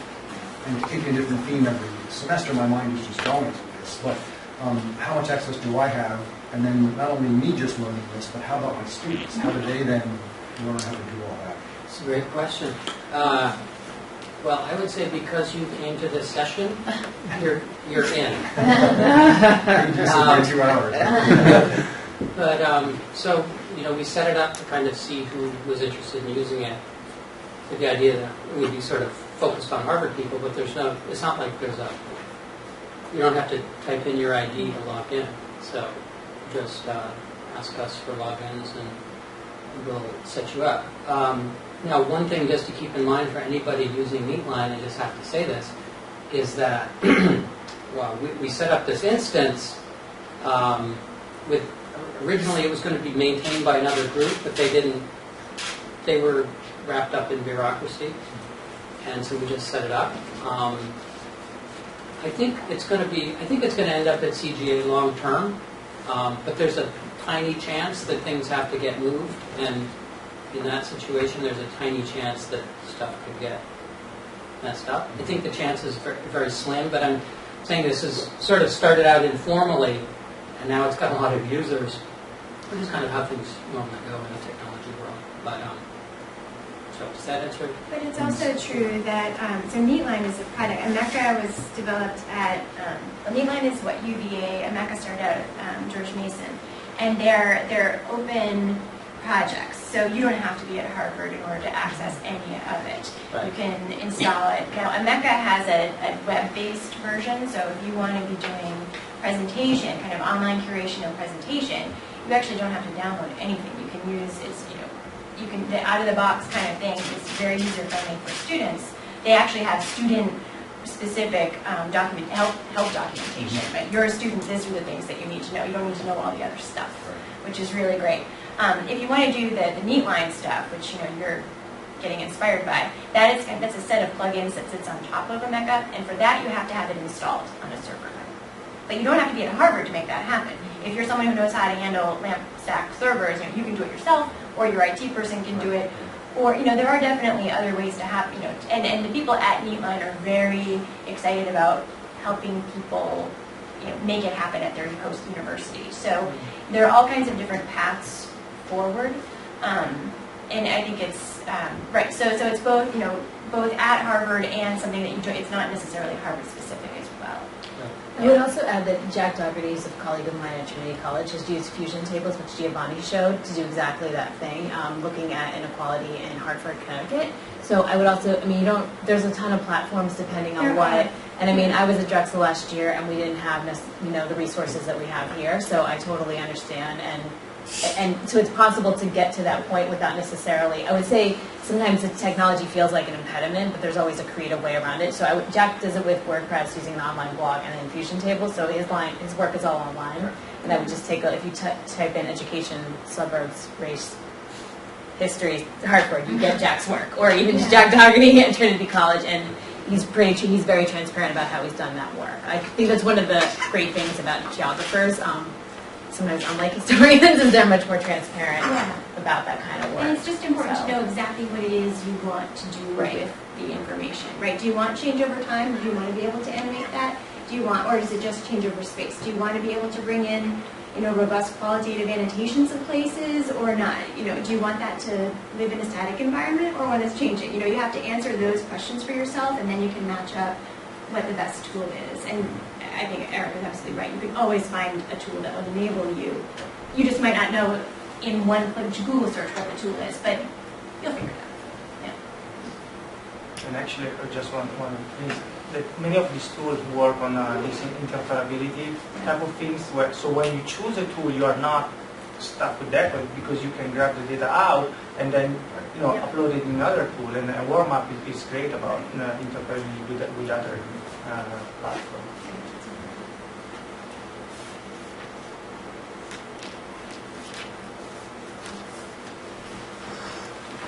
I don't want to keep people, but if you have other questions, please feel free to stay, and thank you so much for coming.